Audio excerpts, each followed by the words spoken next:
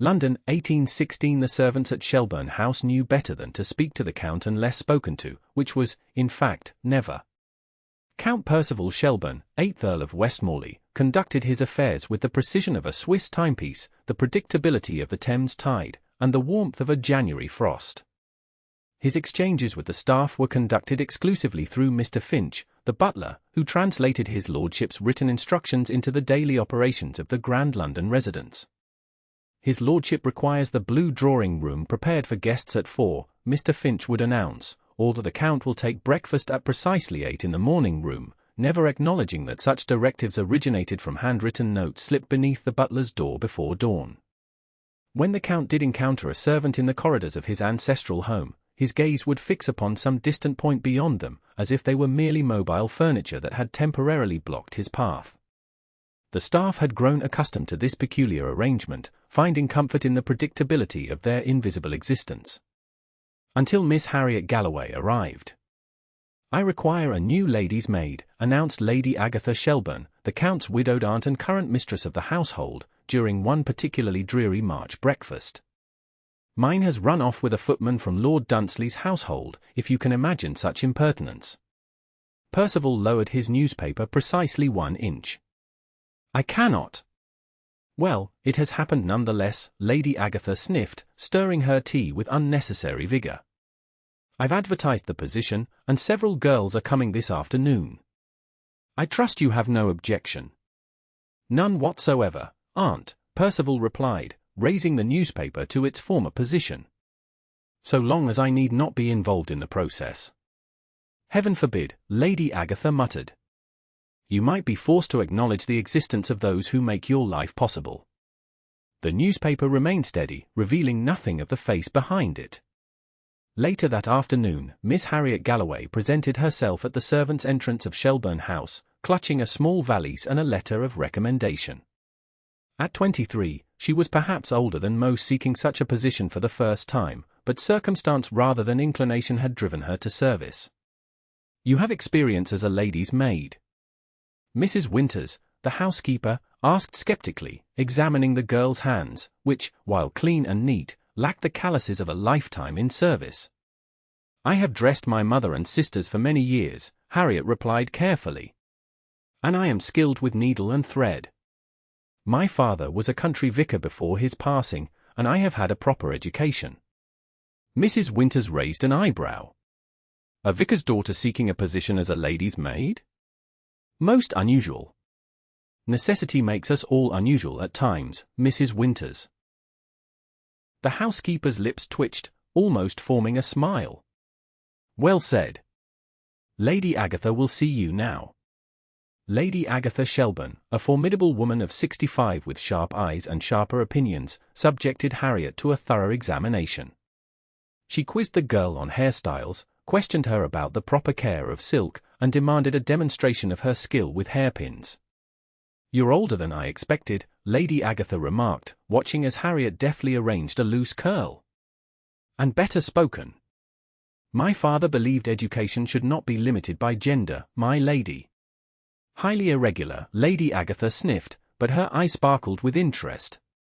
"Though I suppose an intelligent maid might be a novelty worth cultivating." "You're hired, Miss Galloway. You may begin immediately." And so Harriet Galloway entered the peculiar world of Shelburne House, quickly learning its rhythms and unspoken rules. Most pressing among them, the Count never spoke to servants. Ever. Not a word in 15 years, Mrs. Winters confided during Harriet's first evening below stairs. Not since he returned from his grand tour. "But why?" Harriet asked, helping herself to a slice of bread. "No one knows for certain," the cook, Mrs. Porter, interjected. "Though it began after that terrible business in Italy." "What terrible business?" The kitchen fell silent, servants exchanging glances. "We don't speak of it," Mrs. Winters said finally. But the Count returned changed. He was a merry boy before, always laughing, talking with everyone. Now. She shrugged eloquently. Harriet's curiosity was piqued, but she knew better than to press further. Her first encounter with the Count occurred 3 days later. she was carrying an armful of Lady Agatha's freshly laundered nightgowns up the main staircase, breaking a rule of the house by using the family stairs rather than the servants' passage, but the laundry maid had delivered them late, and Lady Agatha would need them before retiring. The Count appeared suddenly at the landing, tall and imposing in his perfectly tailored coat. Harriet froze, uncertain whether to curtsy with her arms full or to scurry past. Before she could decide, the Count's gaze slid over and through her, as if she were merely a draught in the corridor, and he continued his descent. Something about his deliberate blindness kindled a flame of indignation within Harriet. To be unseen was one thing, to be intentionally unseen quite another. The following week, while arranging flowers in the library, Harriet discovered a curious volume half hidden behind a row of leather-bound agricultural treatises. It was smaller than the others, bound in faded green, with no title on its spine. Curiosity overcame propriety, and she slipped it from the shelf.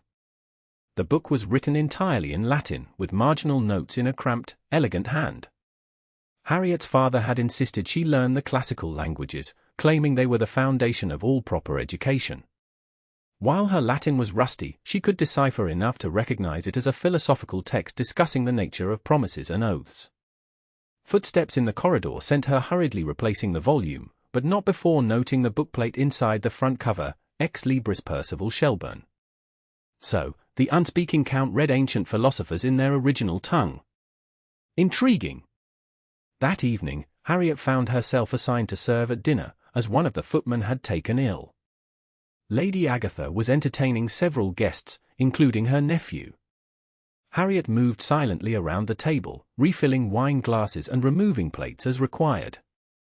When she approached the Count's place to pour his wine, his hand moved slightly over his glass, the universal sign to stop.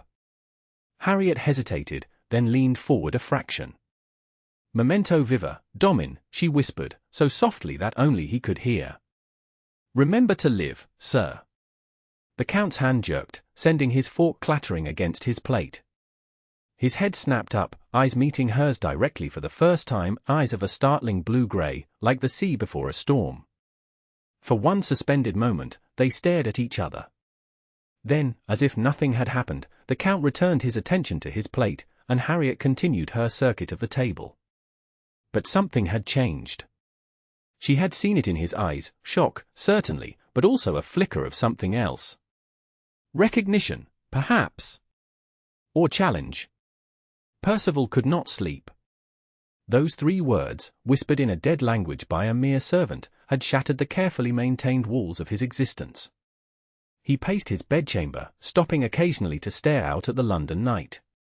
Memento viva. Remember to live.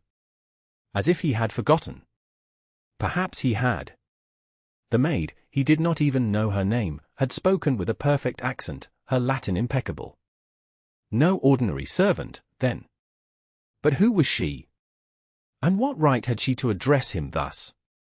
Morning found him in his study, penning a note to Finch requesting the name and history of Lady Agatha's new maid.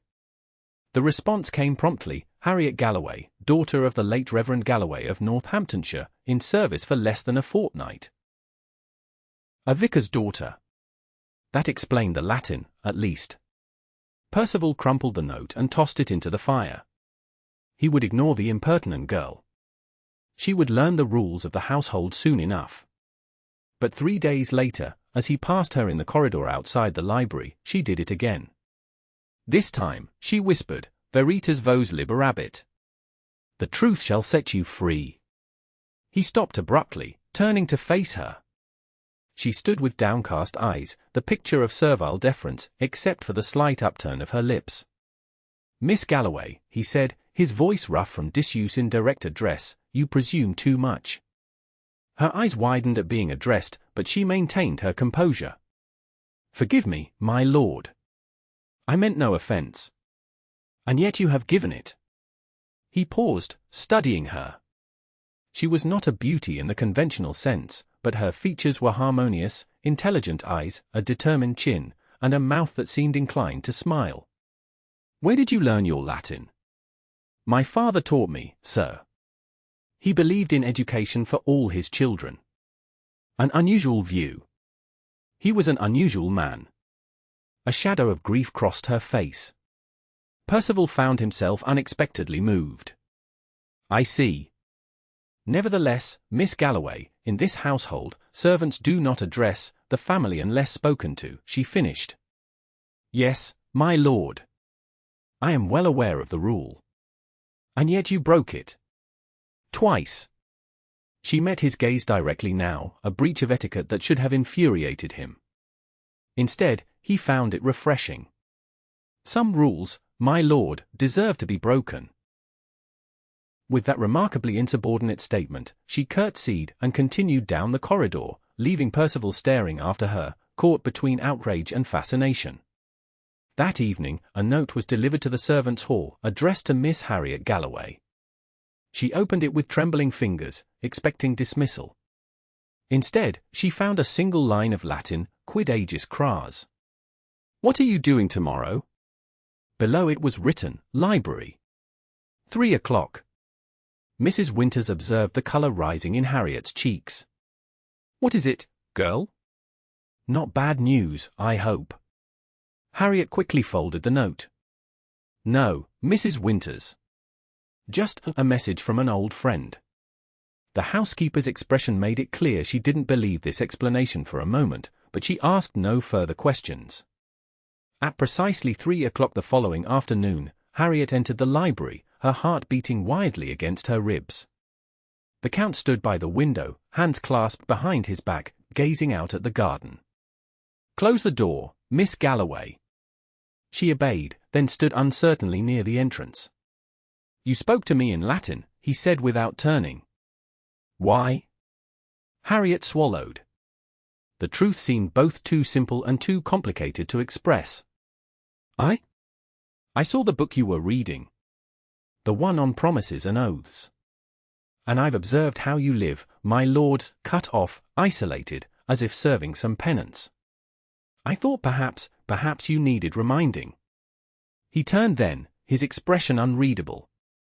"Reminding of what?" "That life continues, my lord.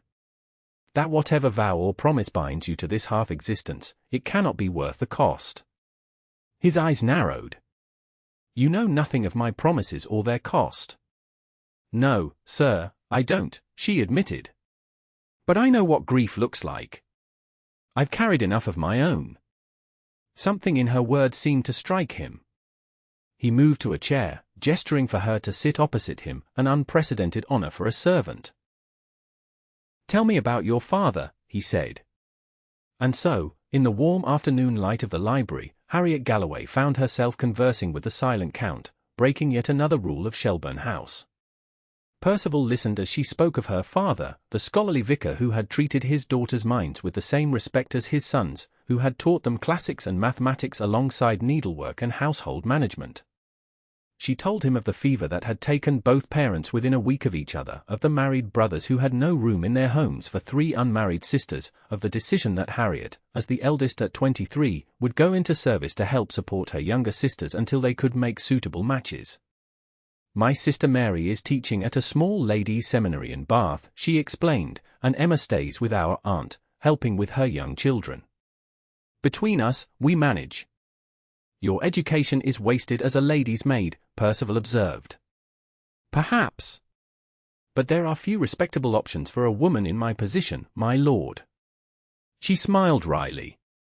"I cannot be a governess without references, and I would make a terrible companion. I speak my mind too freely." "Indeed, I've noticed that tendency," he said dryly, but there was no censure in his tone. "How did you come to Lady Agatha's service specifically?" Harriet hesitated. "I had heard of your household, my lord.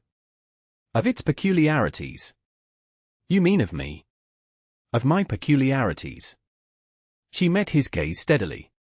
"Yes, sir." "And you sought employment here out of curiosity? To solve the mystery of the silent Count?" "No, my lord. I sought employment because I needed work. But once here—" She shrugged slightly. "Yes, I was curious. You seemed trapped, somehow." Percival rose abruptly and moved back to the window. "Your perception is uncomfortably accurate, Miss Galloway. I am, as you say, trapped by a promise made in haste and repented at leisure. He turned to face her. But that is no concern of yours. You have already overstepped the bounds of propriety significantly. Yes, my lord. Shall I take my leave? He studied her for a long moment. No, Miss Galloway. I find I am not yet ready to return to silence. Tell me instead what other Latin phrases you might spring upon an unsuspecting employer. And so began the strangest arrangement in Shelburne House's long history. Twice weekly, Miss Harriet Galloway would attend the Count in the library under the pretence of organizing his correspondence. In reality, they spoke of books, of philosophy, of history. Never of personal matters after that first day, and never of the mysterious promise that had turned a once jovial young man into a reclusive figure who could not bring himself to acknowledge the existence of those who served him. Their conversations were conducted in a mixture of English and Latin, with occasional forays into Greek. To any observer, it would have appeared that the Count was simply dictating letters to a secretary, not engaging in philosophical debates with a lady's maid. Lady Agatha, however, was no ordinary observer. You spend a great deal of time in the library with my nephew, she remarked one evening as Harriet brushed her hair. One might wonder what correspondent requires such constant attention. Harriet's hands faltered momentarily. His lordship has many affairs to manage, my lady. Indeed. Lady Agatha's shrewd eyes met Harriet's in the mirror. And does he manage them in Latin? Harriet's cheeks flamed.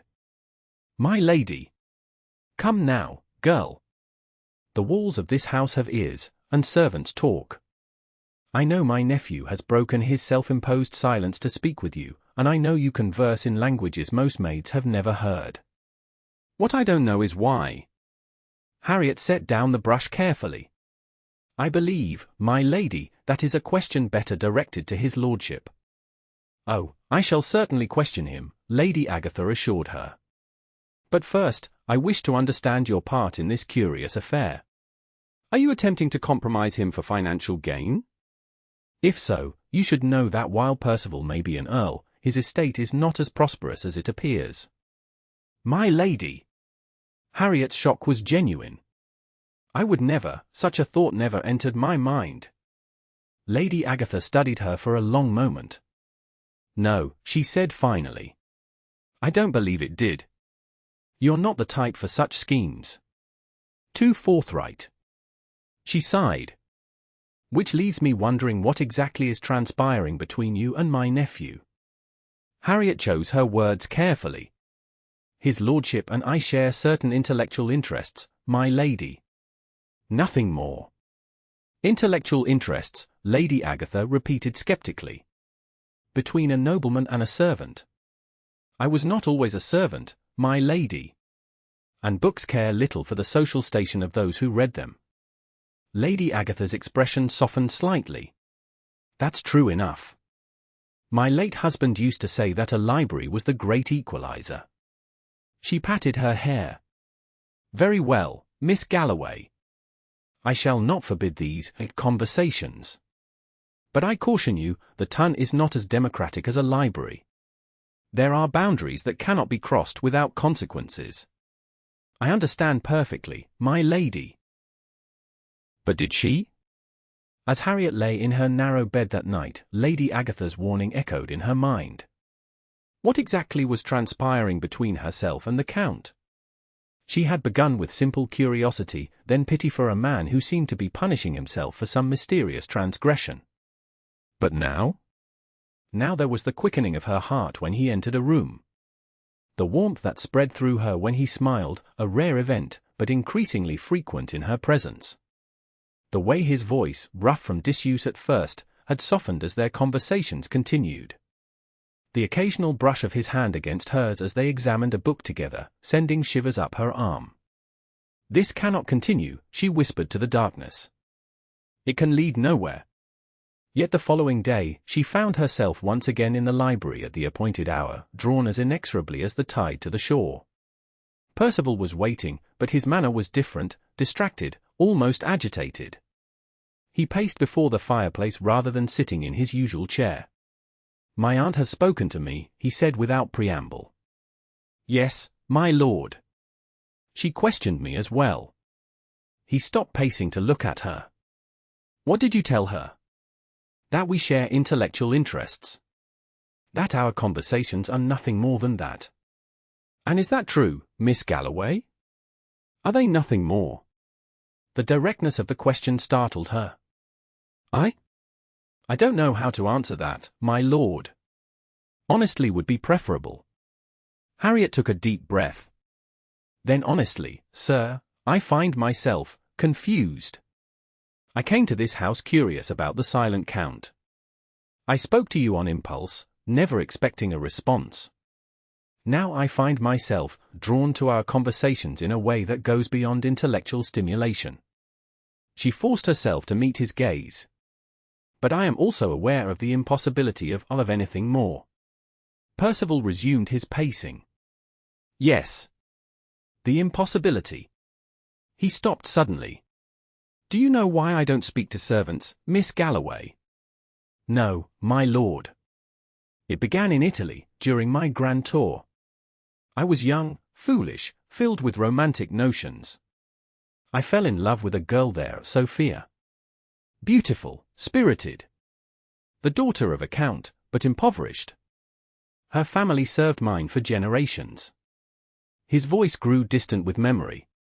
We planned to marry, regardless of the scandal it would cause. I cared nothing for society's rules then. He moved to the window, staring out at the garden once more. There was an accident. A carriage overturned. Sophia was killed instantly. I'm so sorry, Harriet whispered. Her father blamed me. Said I had forgotten my place, forgotten that nobles and servants cannot mix without disaster. In my grief, I swore an oath at her grave, that I would never again speak directly to a servant, never again forget the boundaries of rank and station. He turned to face her. A foolish vow, made by a heartbroken boy. But an oath nonetheless. But surely such a promise is binding, he interrupted. At least, I believed it to be. For 15 years, I have kept that silence. Until you. The implications of this confession hung in the air between them. Harriet found herself speechless for perhaps the first time in their acquaintance. Finally, she said, the book I found, about promises and oaths. You've been studying it? Yes. Seeking loopholes, perhaps. Or absolution. He smiled wryly. Then you appeared, speaking Latin, challenging me to remember life. He took a step toward her. Do you know what I've discovered, Miss Galloway? Oaths made in grief are no less binding than any other. But they can be fulfilled in unexpected ways. I don't understand. Sophia died because we defied convention. I vowed never to forget my place again. But what if my place is not what I believed? He took another step closer. What if the promise I made was fulfilled not by silence, but by finding someone who could truly be my equal, regardless of her current station? Harriet's heart began to race. My lord, you cannot mean, I do mean. He was standing before her now.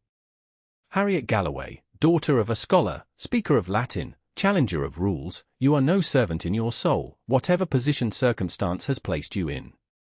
And I am no longer the grief-stricken boy who made a rash vow in Italy. He took her hands in his, an unprecedented intimacy that sent heat rushing to her face. I believe I have kept my promise, I have remembered my place. But perhaps my place is beside someone who reminds me to live, who speaks truth, who sees me not as a title but as a man. Harriet found herself trembling. This is madness. The scandal would be enormous. Undoubtedly. He smiled, a real smile that transformed his solemn face. But would it not be worth it? Memento viva, Harriet. Remember to live. Percival, she began, then stopped, shocked at her own forwardness. His smile widened. That's the first time you've used my name. It won't be the last, she replied, surprising herself with her boldness. If you truly mean what you're saying. I do mean it. I mean to break the silence completely, to speak not just to you but to all who serve this house. I mean to remember that rank is an accident of birth, not a measure of worth. He raised her hands to his lips, pressing a kiss to her knuckles.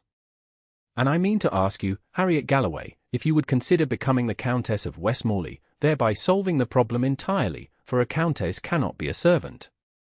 Harriet felt as if she might faint, a sensation she had always scoffed at in novels. Your aunt, society, they will never accept such a match. My aunt is fonder of you than she admits, and as for society. He shrugged. Let them talk. I've spent 15 years in silence. I find I no longer care for the opinions of those who would judge us. This is too sudden, Harriet protested, though her heart was singing. We've known each other mere weeks. Then we shall have a long engagement, he countered. Time enough for you to be sure of your feelings. Time enough for me to prove mine. He released her hands but remained close. What say you, Miss Galloway? Will you at least consider my offer? Harriet looked up at him, this man who had broken years of silence for her, who saw beyond her position to the woman beneath. A man trapped by grief and a hasty vow, now seeking liberation through love. Amor vincit omnia, she said softly. Love conquers all. His smile was answer enough. 6 months later, the Tun was scandalized, delighted, and thoroughly confused by the marriage of the Count of Westmorley to a former lady's maid. Lady Agatha, after initial protestations, had become their staunchest defender, declaring to anyone who would listen that her new niece had more intelligence and breeding than half the simpering debutantes of the season. The wedding breakfast at Shelburne House was notable for many reasons, not least the unprecedented sight of the Count engaged in animated conversation with his butler, housekeeper, and various footmen, all of whom appeared simultaneously terrified and pleased by this development. You've caused quite a revolution in this household, Harriet observed as they prepared to depart for their wedding journey to Italy, Percival's idea, a way of making peace with the past. Not I, he corrected, drawing her into his arms. You.